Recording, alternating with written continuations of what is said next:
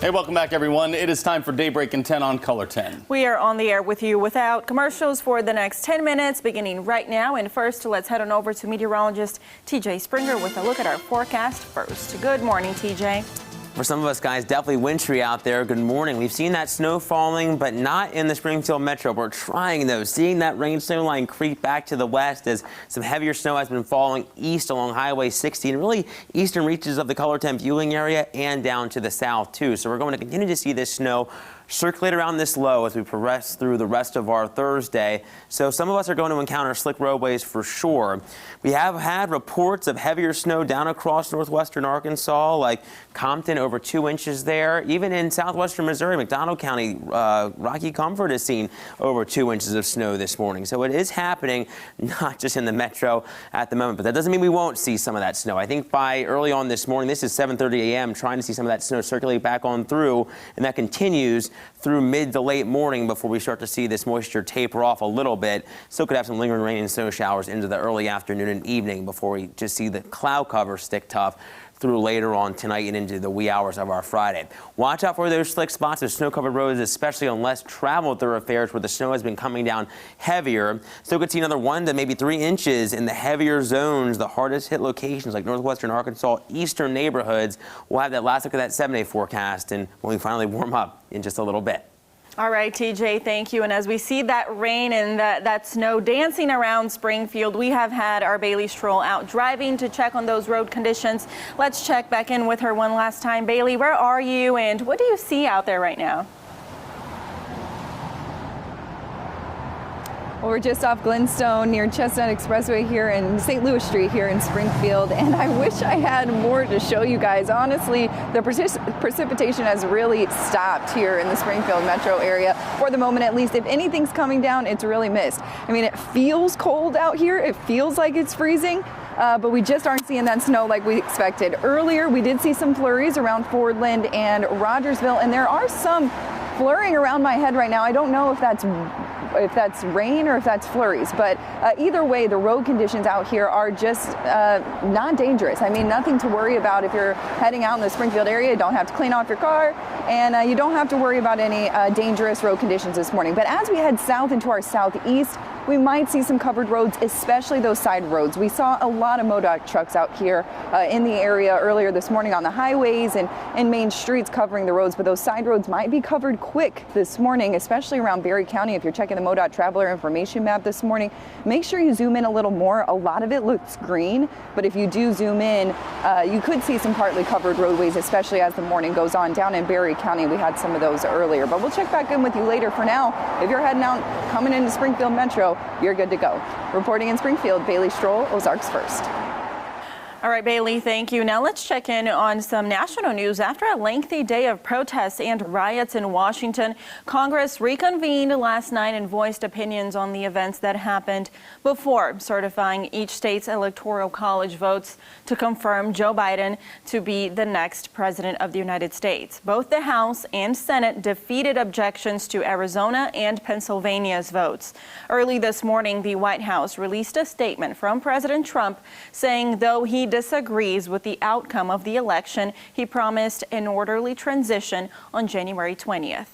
This is the scene from Jefferson City, Missouri's capital there, as protesters peacefully gathered there, coming out in a show of support for President Trump. Some said they were there to also stand with Missouri Senator Josh Hawley, who was one of the first senators to say he was going to object to several states' electoral votes. The rally lasted for a few hours. A photo of a Northwest Arkansas man protesting inside the Capitol is going viral. Once the picture was seen by our partners at KNWA in Northwest Arkansas, they immediately recognized him as Richard Barnett from Gravette, Arkansas. They spoke to him back in November during a Stop the Steal rally in Bentonville. He supports President Trump's claims of voter fraud and believes that cost him this election. If you don't like it, send somebody after me, but I ain't going down easy. People are going to vote and finding out somebody already used their vote and they're not allowed to vote. Whatever it takes. Whatever it takes. Again, that was from an interview from November. Several journalists in D.C., including the New York Times, also confirmed the man in the photo is Barnett. In some other local news for you, a bicyclist was hit and injured on Highway 65 last night. 38-year-old Adam Taylor was struck in the roadway about a mile north of Springfield. According to police, the driver was taking a left-hand turn and did not see the cyclist. His injuries are severe and his current condition is unknown at last check. Police say Taylor did not have reflective lights on his bike and was wearing dark clothes at the time. A man from Alton, Missouri was killed late last night in a single vehicle accident. 67-year-old David Brown was driving south on Highway 19 in Oregon County, about 4 miles north of Alton.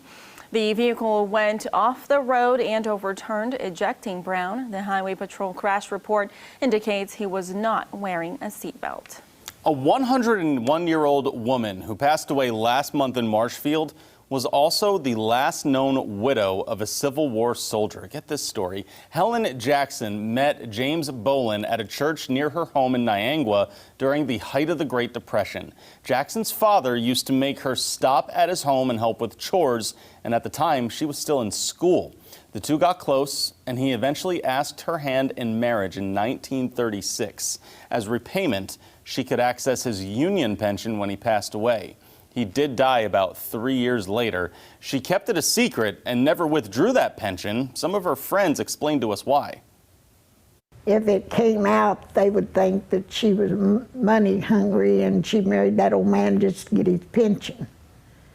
And that back then was a horrible thing for a woman to marry a man for his money. She wasn't in it for the money. She just felt sorry for him, and he thought a lot of her. I asked her, Miss Helen, why didn't you say anything? And she said, I wanted to honor him. I didn't want people to think that I married him for his money. I wanted to honor him, so all these years, I've kept my mouth shut because he was worth it. We've got a lot more about this story for you. You have to tune in Saturday, though. Jessie Inman is going to share more about this, about how she ended up revealing her secret and why her marriage wasn't officially recognized until about 85 years after it happened. Moving on to some news from around the region for you. Arkansas health leaders say a lag in COVID-19 vaccine reporting is causing confusion. Pharmacies and hospitals have a 72-hour period to report the number of doses received and administered. Dr. Jennifer DeLaha with the Department of Health says they're constantly waiting on those reports, and because of the delay, it's hard to determine the next steps for the vaccine and who should get it. Now they've moved on to holding those hospitals and pharmacies accountable for being on time. We're working on quality review and putting a process into that so that we can identify any facility that has not yet entered their doses and it's beyond the 72 hours. Arkansas is still in phase 1A of the state's vaccine distribution plan. And now here's a look at what's coming up after Daybreak. Coming on, an unprecedented assault, a nation in shock, questions about leadership. Why was the U.S. Capitol building so vulnerable to attack? We'll talk with two lawmakers trapped as rioters roamed the building. Coming up on CBS This Morning. All right, so as we've been telling you, we got to watch out for the wet roads that are happening today, right? Yeah, and some of us are seeing those snow-covered roadways out there. Not here in the metro, as Bailey was talking about, but down still, south. Yeah, down south for sure. Yeah, I've seen some reports on Twitter and Facebook, just heavy snow, wind-driven snow, and for some of us, even out toward Webster and Wright counties east of Greene, there still could be some slick spots. Just travel carefully. We'll give you the latest online, of course. All right, thank you, TJ. Thanks for starting your Thursday with us here on Daybreak. We'll see you at midday.